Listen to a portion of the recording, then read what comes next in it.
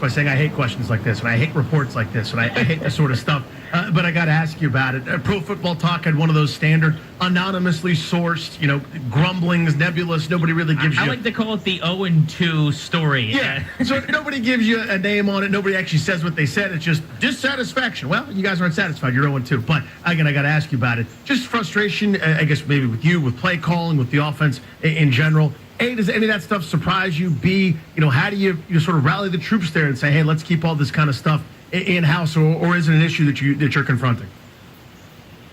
Well, I don't. Yeah, I think people respond, with emotion, like you said. 0-2 is 0-2.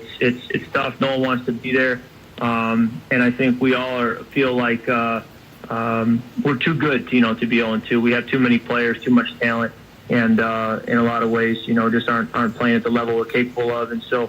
It's understandable, and all I know to do as a leader, as a football player, having been in this position before, having faced adversity before, is you regroup. You don't put your tail between your legs. You don't get scared. You don't go cry in a corner.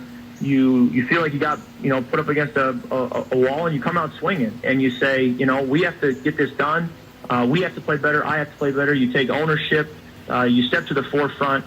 And you lead and you challenge guys and you say what you need to do better and I think together we can do that, and that's what I'm going to do. That's what I've done my whole life as a football player, and this is no different. This is not new territory for me. I faced challenges before, adversity before on the football field, and we're going to find a way to move forward and play better, and we're going to do it together, and I believe and I'm excited about the plays that we are making and the way that we know we can play better.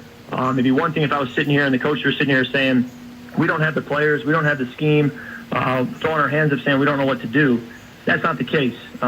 We know what to do. We have the players, we have the scheme, and so there is a bright side. There is a fact that if we can just put it all together, we're going to have a better year going forward. For you going into week 3 with the Giants, I don't know if Jay's going to drop the code red thing just yet, but obviously this is a game you guys have to have and need to win. And you talk about this is where you've responded and played your best football last year, about 6 weeks into the season with a lot of question marks and turmoil. That's when you really caught fire.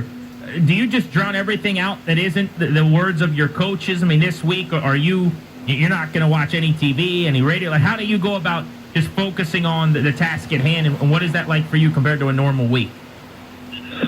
Well, if we were 2-0, the routine would be the same. I don't really read or pay attention to anything. Just kind of try to ignore the noise, and I'm really too busy and got too much going on, anyways, to be able to do much else. So, no matter what the current record, we're going to work the same way. Absolutely listening to coaches, to teammates. Just trying to all be going in the same direction and do whatever it takes, whatever we need to do in our preparation so that we go into next Sunday in New York feeling really good about our opportunity to come out with a win. Kirk, always appreciate the time, man. Have a great week of prep. Good luck against the Giants. We'll talk to you next week. All right, thanks, guys. We'll see you. Kirk Cousins of the Redskins, starting quarterback, will be with us all season long after every game.